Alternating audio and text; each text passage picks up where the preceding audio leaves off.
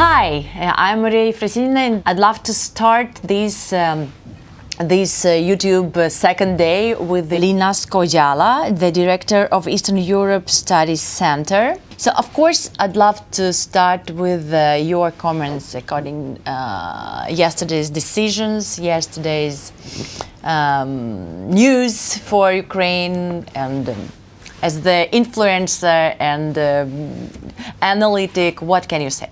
Thanks for having me, first of all. It's a great pleasure, but obviously the discussions are still continuing. Yeah. The first day was not easy, I suppose. Yeah. The leaders met, Zelensky came to Vilnius. We hope that the support levels for Ukraine will increase. The language in the final communique of NATO is not necessarily the most ambitious one, it seems. But I think there is no doubt that NATO is supportive of Ukraine, of Ukrainian people, and Zelensky is hearing the message.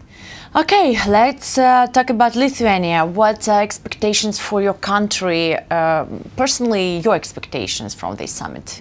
Now, first of all, it's a huge responsibility to host 40 leaders from NATO countries, from partner countries, from friendly countries. It's a relatively small country. It's a huge responsibility and honor. So I think all Lithuania is very happy to have this, especially during the summertime, which makes it a bit more fun. But people in the streets are okay with this. Oh, Even airports are closed for 2 days. Yes. No flights for civilians, but people are okay, just walking, just shooting something, and no stress. Exactly. The logistics is complicated. Yeah. It's difficult to reach, works or some other places, but otherwise they feel the atmosphere, which is, an atmosphere of important decisions that are taken in our city, in our country, which again makes us proud. Have you been to the square? No. Yesterday when Zelensky was coming. We've still been here, so. It was so crowded because we were working and people were everywhere for 4 hours just after the finish of the ceremony. And everybody is in Ukrainian flags, even Lithuanians, all the Lithuanians with flags. This is the great support.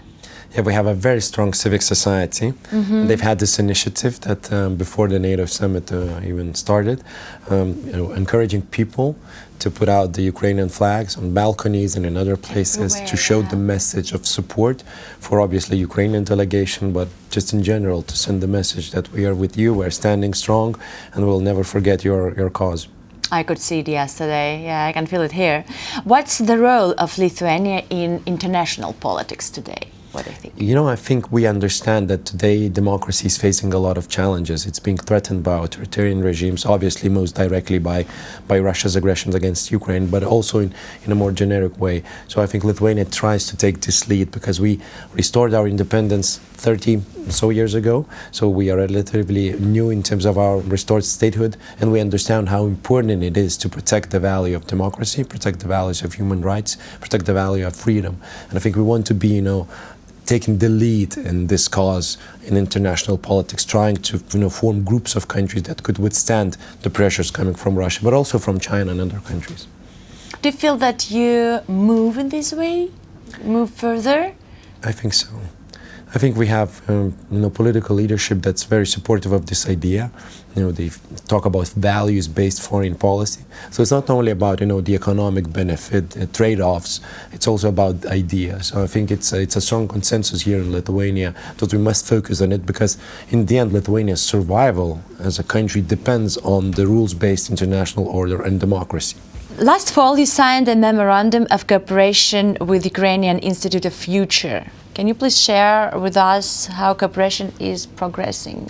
It's progressing well. Of course, we want to, be engaged with Ukrainian think tanks as much as possible to know the analysis that they have on the ground about the Ukrainian, obviously, defensive capabilities, but also about, the reform process, because Ukraine wants to be a member of the European Union, Ukrainian people want to be members of the European Union, and we are very supportive of this. But it's not going to be an easy path. They'll have to undertake a lot of reforms, and civic society plus think tanks will play a major role in this. So the more cooperation there is between Lithuania, Latvia, Estonia, Poland, Portugal, whatever, with Ukrainians, the easier it's going to be for them to maintain this pace of reform and obviously join EU and NATO.